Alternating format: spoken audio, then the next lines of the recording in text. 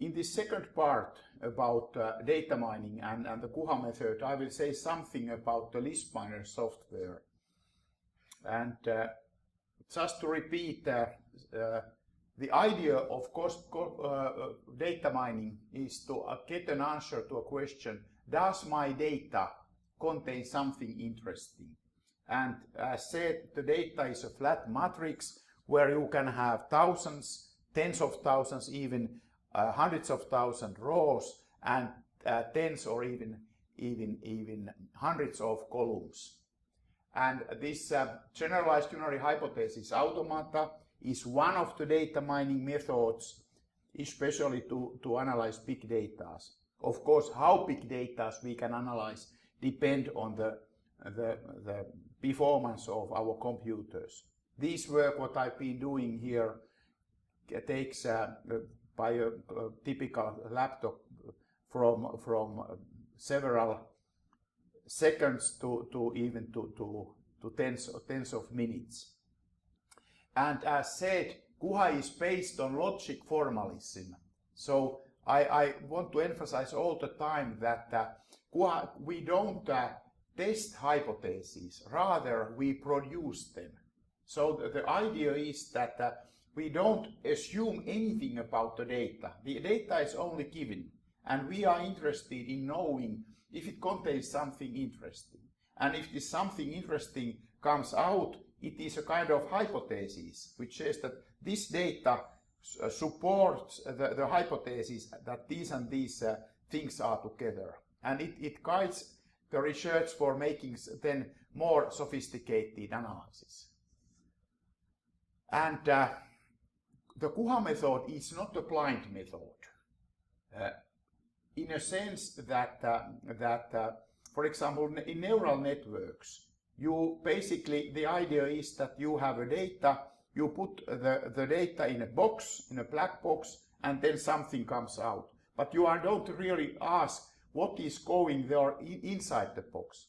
But in the GUHA method, you have to have some knowledge about your data. You have to know what the knowledge is about.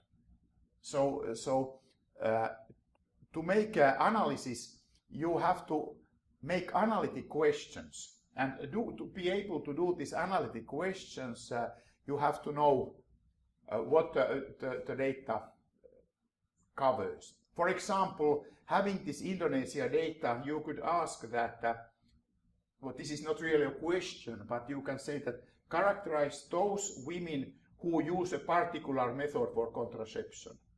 And then we know that the output would be that, for example, being highly educated, about 40 years old and having one child would be typical for using certain kind of contraception. And what is most important is that if the data support some data, then it can be found by list miner. List miner is the best software where GUHA is implemented. There are also some others, but to my understanding, list miner is the best one. Then going still back to the mathematical principle behind list miner and GUHA. So having either you denote either this is alpha and beta or phi and psi, you are interested in knowing that when phi and psi, what is the truth value? Is it true or is it false? And the truth definition goes so that you go through several contingency tables where phi and psi vary, and you count the cases. First, here are those cases where you have both phi and psi simultaneously present. And then you have those cases where you have phi but you don't have psi, so you have not psi. So it is this value. Here you don't have the first one, but you have the second one. And here you don't have both of them, neither of them. And all these sum up to n, which refers to the amount of rows in your data. And for example, if your quantifier would be something like that phi and psi are more or less equivalent, it would be denoted by this. By the way, recognize that this is not the classical equivalence. It's a quantifier.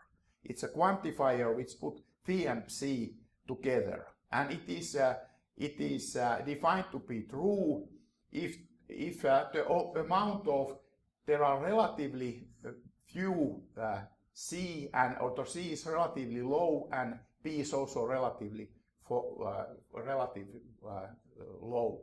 So it means that a plus d covers most of the data, and of course these are parameters that are defined by the user. For example, if you put here p is 0.8, then it means that at least 80% of the cases are those where both phi and psi are satisfied or none of them is satisfied.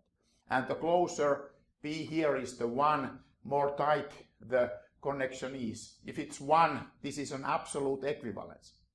But this is only one. This is only one quantifier. There are very many others. For example, a kind of implication. There would be a quantifier which says that in most cases, if you have phi, you have also psi. So the truth definition would be that a divided by a plus p is larger or equal to p, which is close to 1. And many others. And everything in GUHA is always based on these contingency tables. And we are interested in those combinations of phi and psi which are true. Typically, you can have 5 million possibilities and only say 6 of them satisfy the condition.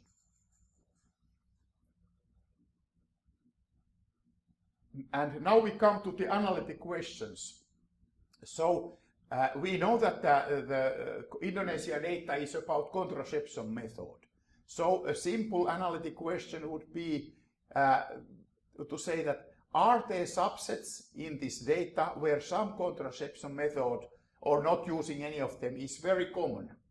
Then you would just put the quantifier, this quantifier, and put p close to 1. And it turns out that there are several results, and one of the results looks like this. Actually, what you see here is a contingency table produced by this binder. It says that first of all, this phi part, this antecedent part, which is here, says that there are 95 plus 2, so 97 women, and they don't have any children. So 97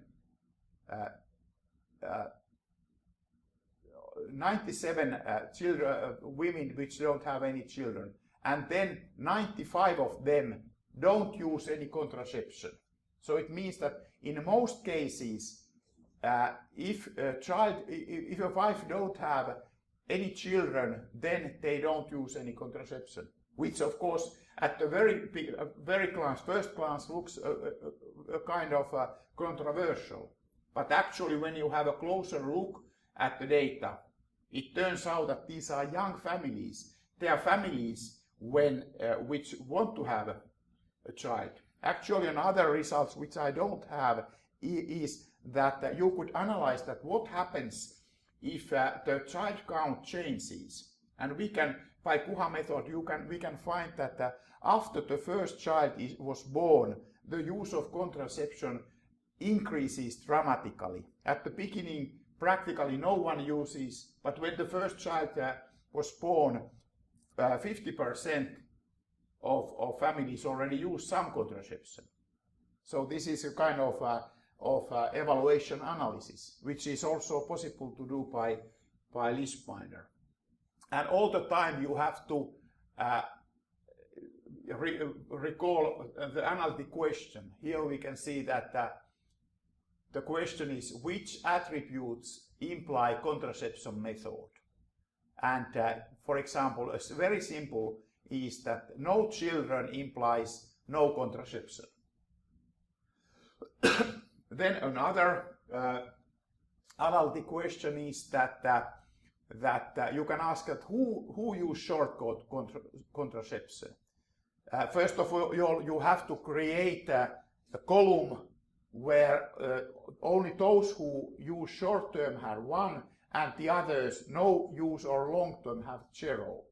And GUHA gives you 87 answers, and here I predict the result. One of the results says that they are about 25, 30-year-old women having about 5 children, husband is highly educated and has a good job position, and the family has a relatively high standard of living. So this is the interpretation of the result, which from the list binder looks like that.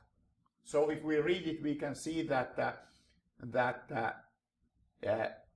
attribute age 24 to 30 and child count 3 to 7 and husband education either category 3 or 4 and husband occupation 3 and living standard 3 or 4. Those who satisfy these properties, they are altogether 58, 48 plus 10, 58 families, and 48 out of the 58 use short-term contraception method. So what implies short-term contraception is that the data supports that these properties imply, in a sense, not really implication in the logical meaning, but make probable using short-term contraception. And then still one more analytic question we can ask, that are there some subsets where some special contraception method is much more, here we have 3 times more frequent than in the whole data. And here GUHA gives 4 answers. One of them, and now I'm interpreting the result. It is that about 40-year-old and highly educated women having about 4 children use long-term contraception, and this is more than 3 times more frequent than in the whole data. And again, what I'm interpreting here is this result. So